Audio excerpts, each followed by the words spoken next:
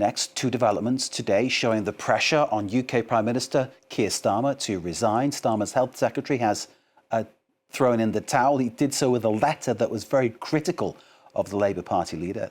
That's Wes Streeting on the right of the screen here. He didn't state that this was a clear way for his leadership challenge, but that's what everybody is suspecting. But then later this Thursday, Simons resigned as MP. His constituencies in Greater Manchester, where Andy Burnham is the mayor, and Burnham, needs to be elected as an MP in order to challenge for the Labour leadership. And after that, of course, takes Starmer's place in number 10 Downing Street. So things moving on apace since Labour had a drubbing in the local elections.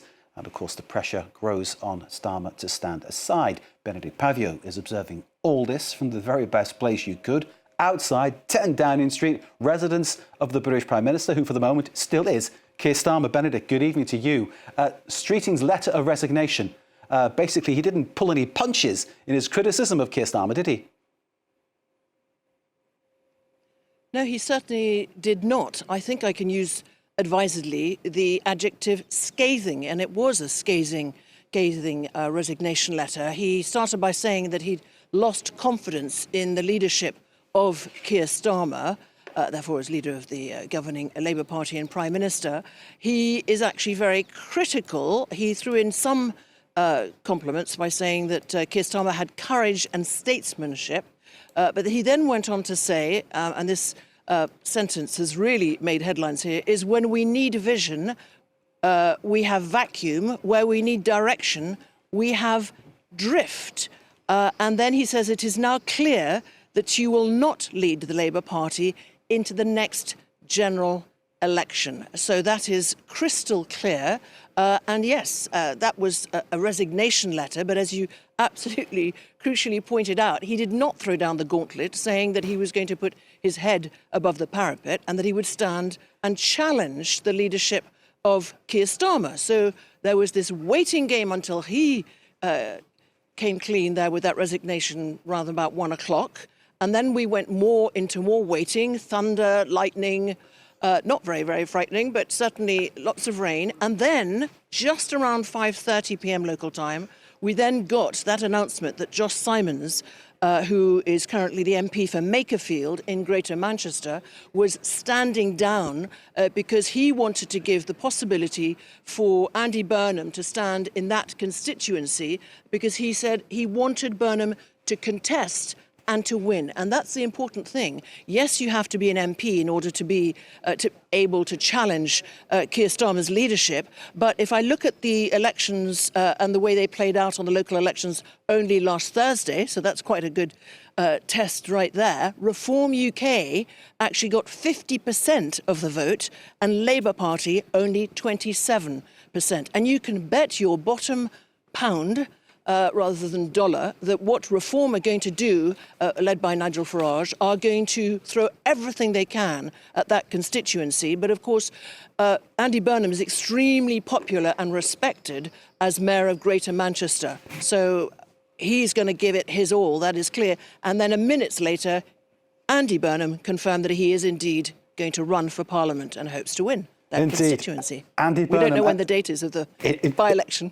Indeed, Béédicte, indeed. Andy Burnham, as you point out, very much cock of the north in terms of how he's viewed, in terms of what he's done as Mayor of Greater Manchester. He has a track record, having been now I'm going back because I used to work in the northwest of England.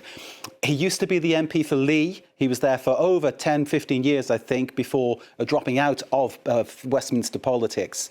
So he knows the patch. He's got a reputation in the area. But I suppose the question is, and you've pointed this out already, is there any such thing anymore as a safe Labour seat, given what we've seen happen? No, there isn't. You're absolutely right. No, there is not. If there is one big lesson to learn from last Thursday's local elections, it has to be said, across England, and of course then there were devolved elections in the Scottish and Welsh parliaments, is Labour took a thrashing, that Reform was the big victor across those three countries, and there is no safe Labour seat. And as I was just pointing out, that Reform UK got 50% of the share there only last Thursday in these local elections, and Labour only 27%. So there's quite a mountain to climb.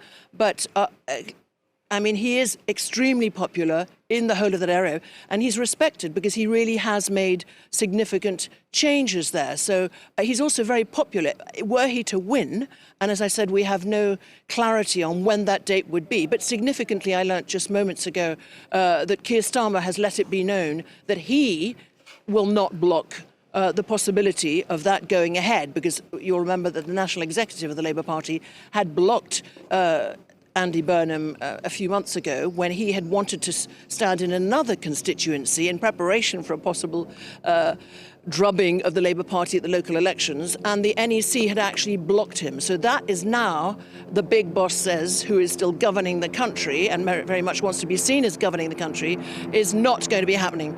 By the way, I should just point out that it is pretty much business as usual in the bunker behind me, because we have the First Ladies of various foreign countries, including, I understand, the First Lady of Ukraine.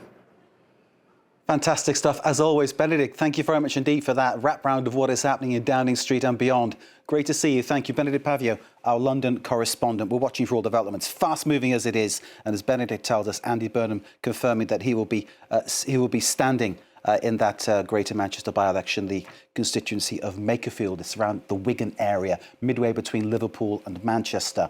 Burnham has a track record in that area, having been the MP at Lee, which is near Wigan, for some 15 years. Will he be going into a safe Labour seat? Or as Béédicte was saying, does such a thing exist anymore? Sitting MP in Makerfield, Josh Simons, has a 5,000 majority, but Labour's star under Keir Starmer has sunken so low that one questions whether there is still a place where Labour is guaranteed a re-election. We will wait and see how that develops.